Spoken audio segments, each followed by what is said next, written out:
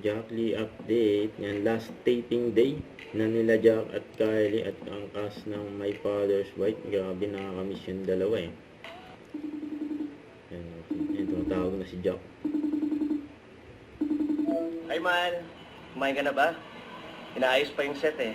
Marami pa kasing pasabog. Pinali na kasi ng My Father's Wife.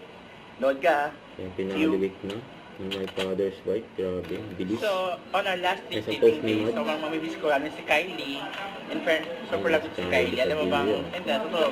Nung nag-edit ako ng mga last ano natin for online, nalungkot talaga ako.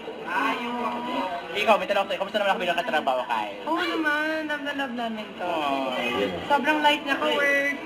Tapos, pag-i-release ng content sa'yo, papakita, may kasi yung simple din eh. Saka sobrang wala. Love ko rin ko, promise. Ang galing niya kasi nahuhuli niya lahat ng moment na gusto niya makita. So, thank you so much. Paparazzi. Thank you, Kyle. Mama Zirazzi. Thank you.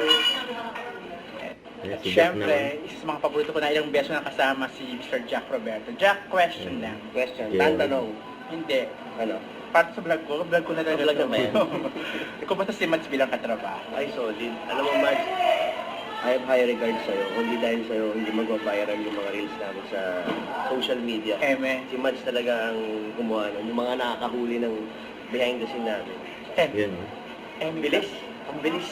Bilis ng mata. Dahil sa Eme. And during taping ng My Father's Wife, ay si Jack Roberto. Nakakamiss. Sila Jack sa Kylie. Sana magkaroon ulit sila ng another project. Nakakamiss yung ganap ng Jack Lee, yun no. Don't forget to subscribe, click the notification bell for more update. This is Richard the Action Vlog. Stay tuned for more videos.